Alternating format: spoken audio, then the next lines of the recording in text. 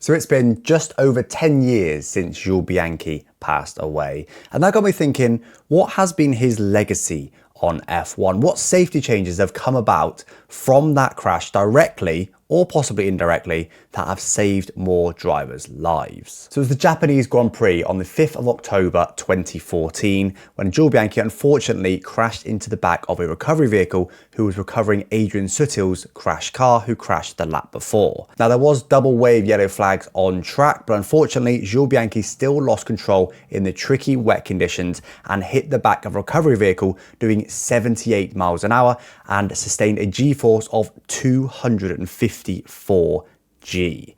Now bear in mind F1 has a G-force alarm, which is a little light that goes off on the top of the cockpit and also lets race control know when a driver suffers more than 18 G. That normally triggers the medical car and they go out and make sure that driver's okay. From 18 G, he suffered 254 G by hitting the back of this recovery vehicle. Unfortunately, he never regained consciousness and eventually succumbing to his injuries on the 17th of July 2015. Now this was the first death directly linked to Formula One since Ayrton Senna in 1994, so it had been a long time between deaths, thankfully. But obviously this shocked the F1 community. Nobody wanted to see another driver ever die in Formula One, and people were keen to figure out what the failings were, what went wrong. Well, the first thing was the double waved yellows. Now, this basically gets triggered when there's a car or marshals on track, and the official ruling is something along the lines of slow down and be prepared to stop. Now, unfortunately, the simple fact of the matter is Jules Bianchi did not slow down enough by nature of the fact he lost control in the exact same zone as the other car. But let's be honest, not everyone slows down equally. They're still in a race at the end of the day. Not that they are going necessarily full speed through that. In fact, Jules Bianchi did slow down under this double wave yellow flag compared to previous laps. Basically what they said at the time, and it was Charlie Whiting that said, we've got to take this decision out of the driver's hands. You can't just say, look, everyone slow down, be prepared to stop, but also, you know, we're not going to put an exact number on it. It just gets complicated and they're still in a race. Of course, they're going to try and go within reason as quickly as they can. Just a quick lift, boom, I've lifted, let's get on with this. At the end of the day, a car has just crashed in this location. The odds of another car crashing in the exact location are high. If it can happen once, it can happen again. Now, there wasn't actually any direct changes to the double waved yellow flag rule, but what it did do is they introduced the VSC, which didn't exist in 2014. So they played around with a few ideas. Basically, it was based on the sort of slow zones that they run in WEC. They didn't like the idea of doing actual slow zones, so they thought just like the pit entry, drivers would be attacking it, they'd be braking super late, and it just gets a bit messy. So they went down the route of a full course caution, which is what the VSC is. Now this, as we know now, drivers have to slow down 35% compared to their normal running conditions, and they have to do that throughout the entire track. It's based on earliest time of arrivals or in the marshal posts around the track. Now, they ended up fully introducing this in 2015, which is pretty quick going, literally just a few months really to test it. They tested it in practice sessions at the end of 2014. And bear in mind, the Japanese Grand Prix is already at the end of 2014. They very quickly sprung into action to make this happen. Now, this basically now gets deployed anytime there's a car on track or anytime there's a need for some sort of recovery vehicle on track or marshals on track. They basically deploy the VSC all the time. There's occasional exceptions, like if there's a little bit of debris not far from a marshal point and it's the start of the race, all the cars are bunched up, they may just cover that under a yellow. But for the most part, definitely if there's a recovery vehicle needed on track, they will introduce the VSC. So this basically fixes the double waved yellow flag issue. It's taking the issue out of the driver's hands. They no longer are effectively incentivized to slow down as little as possible. It's the same in theory for everybody. So this was definitely the biggest change. They basically decided, look, we can do as much as we want to try and protect the drivers, protect the diggers, or the recovery vehicles rather, but at the end of the day, we want that collision not to happen in the first place. So this was definitely the biggest change, and we see VSCs all the time. It's impossible to quantify what accidents were avoided because VSCs now exist, virtual safety cars now exist. But clearly, they're pretty common in F1 now, and they are definitely a very, very useful tool. So this is probably the biggest thing that came out of the Jules Bianchi crash. But the second biggest thing, and I'm sure you guys are already thinking it, is of course the halo. So they actually started developing the Halo back in 2009, more or less as a response to Henry Surtees unfortunately losing his life when a stray wheel hit his helmet, and also Felipe Massa almost losing his life from a spring that came off a Brawn car in front of him and hit him in the helmet. So they were already developing this in 2014. They already have been doing for about 5 years at that point. But it seems the Jules Bianchi crash was basically what convinced the motor racing world, we need something. You can introduce as many VSC type things as you want, but sometimes accidents happen. You know, no one chooses to have an accident. So this is what convinced the world, do you know what? Yeah. I think although we're an open cockpit, we've always had open cockpits over the years, there was still some people that were against it even after Jules Bianchi's crash. But I think this really made people go, we just got to do it. And they looked at a number of designs, including things like the aero screen, which was developed by Red Bull. But they chose the Halo because they had a few measurements to test it by, one of which was firing a wheel directly at the driver, similar to the Henry Surtees crash. But they first tested this in 2016, and they then implemented it fully in 2018 in F1, F2, F3, F4, Formula E, and more. Now, obviously, we see the Halo just about everywhere in an open wheel now. In fact, it's quite rare to see an open wheel car without some sort of Halo on it these days. And this is quantifiable, unlike the VSC.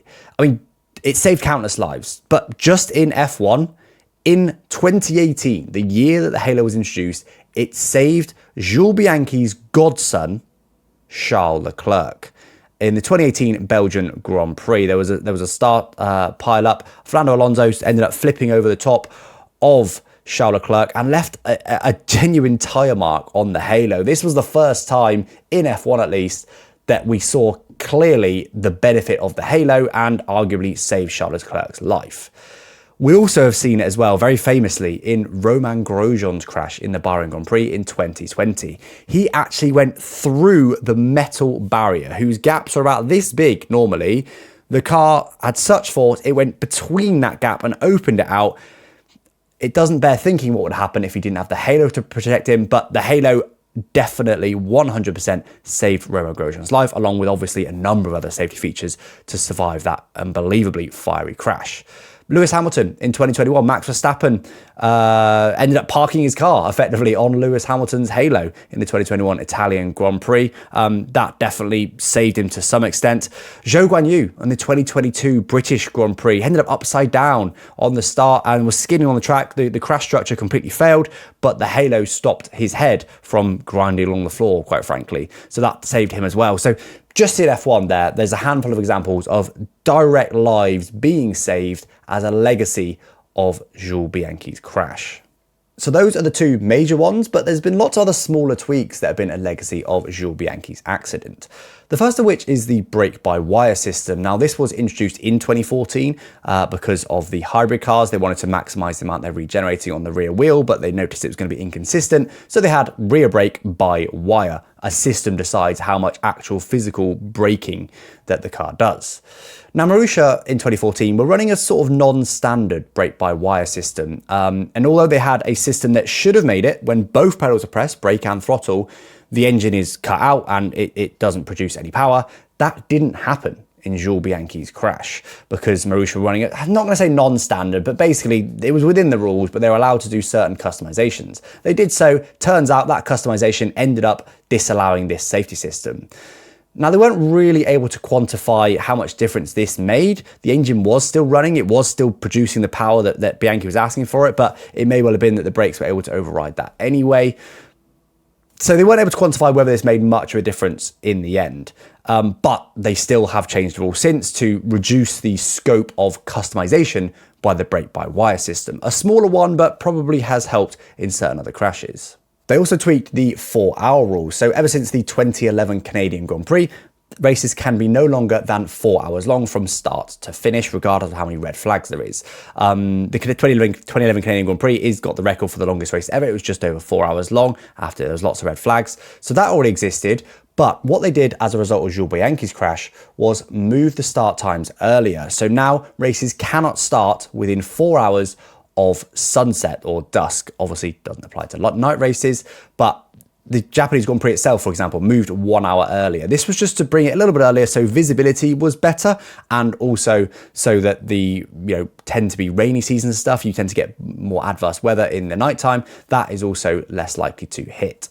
Speaking of adverse weather, they've also attempted to move the races away from rainy seasons. So, for example, the Japanese Grand Prix always used to race in the tail end of the typhoon season in Japan. In 2024, so it took them 10 years, they have eventually moved the Japanese Grand Prix down to April, which is just outside of the typhoon season, just before it. And to be honest, we quite rarely see the sort of torrential conditions. Look, it's not impossible. We saw it in Spa just a couple of years ago in Belgium in the middle of summer, but we definitely see less of these ridiculous conditions. I mean, I remember many times getting up at 6 a.m. in the morning to watch the Japanese Grand Prix, and it turns out it's just rained off. It was really common. We seem to see that less now. So clearly efforts over a long period of time to try to move races away from their rainy season or their typhoon season has clearly had an impact. Even smaller ones now, circuit drainage has changed. I mean, when was the last time you saw a proper river running across a track thanks to rain? I mean, we see them very occasionally, but honestly, it used to be really common. You used to get these rivers running across and the drivers used to have to deal with them. We rarely see those anymore. The Japanese Grand Prix itself, Suzuka has changed their drainage to improve things. It's one of those things that will just be little tiny things here and there that they've been changing just to try and reduce the amount of water that gets onto the track, and in particular, the amount of rivers that run across the track, just to reduce the total amount of water. And again, I can't remember the last time that I saw a river running across a racetrack in F1, can you? Now, there's a couple of smaller ones that were introduced, not necessarily directly because of Jules Bianchi's accident, but I feel like they must be linked in some way. The first of which is biometric gloves. So this is literally a glove that monitors the driver's heart rate and blood oxygen levels and then feeds that back live to the teams, to the FIA. And this is just to help them diagnose a driver quicker, basically. If you've got a driver in front of you who maybe is in cardiac arrest, you need to get them out of the car ASAP and try and restart their heart. And that'll allow them to skip certain procedures. Maybe if their heart stopped, does it matter if their neck's injured? Do you know what I mean? Let's spend less time securing their neck and more time getting them out so we can get them on CPR. So that, although it isn't directly linked to Jules Bianchi's crash, you can see how that would have helped them when they got to Jules Bianchi to already know what his heart rate was like, what his blood oxygen level was like, and things like that. So I feel like that must be connected. And finally, we've got in-ear monitors. So these are literally, earphones essentially that go in. Obviously, they do lots of things, but they've got a G-force monitor in them to monitor the amount of forces that the driver's head has gone under in a crash. Now, actually, interestingly, in Jules Bianchi's crash, his in-ear monitors only recorded 92G. When they later worked out, it was actually 254G that he felt.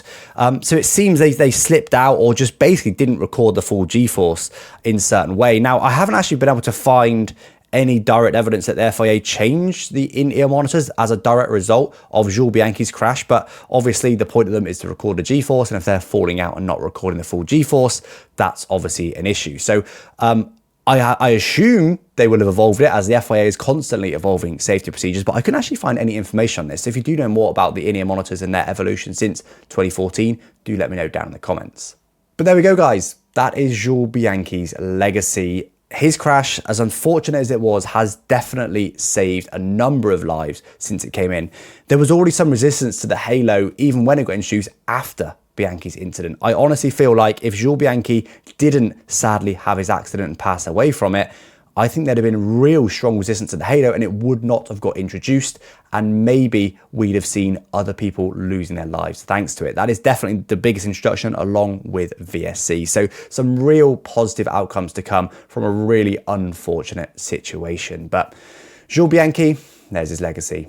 Anyway, guys, drop a follow if you haven't already. I'm going to do lots more F1 videos just like this one, looking into various things in F1, whatever comes to mind, whatever's currently relevant. Do let me know down in the comments if you've got any further things you'd like me to look into, and I'll catch you guys next time. Thanks for watching. Bye-bye.